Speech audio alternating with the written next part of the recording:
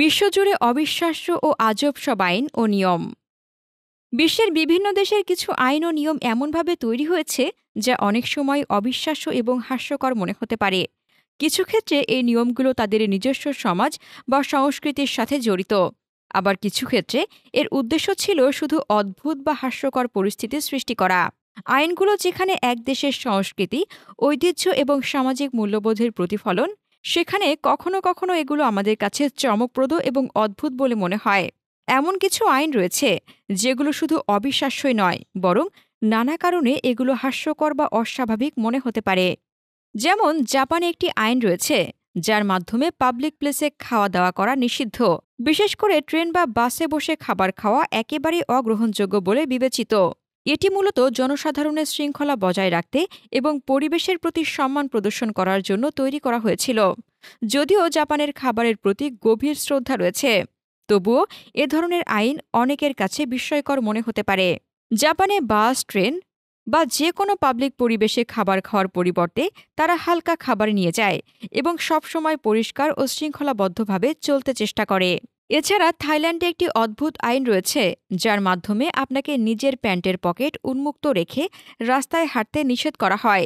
এটি মূলত চোরাচালান ও অপরাধীদের বিরুদ্ধে এক ধরনের পদক্ষেপ হিসেবে চালু করা হয়েছিল, কিন্তু এর সাথে এক ধরনের সামাজিক রক্ষণশীলতা যুক্ত হয়েছে এবং এটি যেন স্থায়ী সমাজের নিরাপত্তা ব্যবস্থা হিসেবে দাঁড়িয়ে রয়েছে।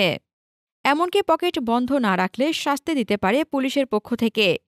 অস্ট্রেলিয়ার কুইন্সল্যান্ড শহরে চালু ছিল একটি অদ্ভুত আইন, যেখানে রাস্তা দিয়ে হাঁটার সময় কেউ যেন কোনো পাথর না ফেলে সে বিষয়ে সচেতন থাকতে হবে। এটি মূলত শহরের সৌন্দর্য এবং সড়কের নিরাপত্তা বজায় রাখতে প্রবর্তিত হয়েছিল। পাথর ফেলা বা রাস্তার উপরে অযথা কিছু রাখার কারণে পরিবেশ নষ্ট হতে পারে, তাই এই ধরনের আইন আরোপ করা হয়েছিল। এছাড়া সুইডেনের একটি শহরে অদ্ভুত এক নিয়ম রয়েছে, যেখানে আপনি যদি হোটেল বুকিং কনফার্ম করেন এবং পরে তা বাতিল করেন, তবে আপনার কাছ থেকে কোনো টাকা কাটা হবে না।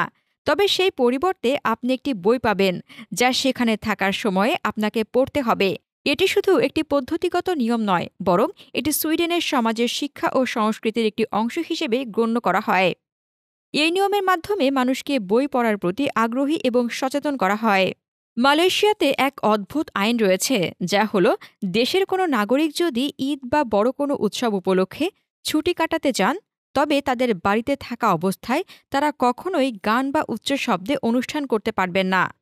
মূলত এটি অন্যান্য প্রতিবেশীদের শান্তি এবং সামাজিক শৃঙ্খলা বজায় রাখার উদ্দেশ্যে তৈরি করা হয়েছিল। বিশ্বের এই আজব আইন ও নিয়মগুলো সত্যিই অবিশ্বাস্য, তবে এগুলোর পেছনে যে সৃজনশীলতা এবং সামাজিক দায়িত্ববোধ রয়েছে তা পরিষ্কারভাবে দেখায় যে সমাজগুলোর নিজস্ব মূল্যবোধ ও রীতিনীতিগুলো কতটা গভীরভাবে তাদের নিয়মকানুনের মধ্যে প্রবাহিত।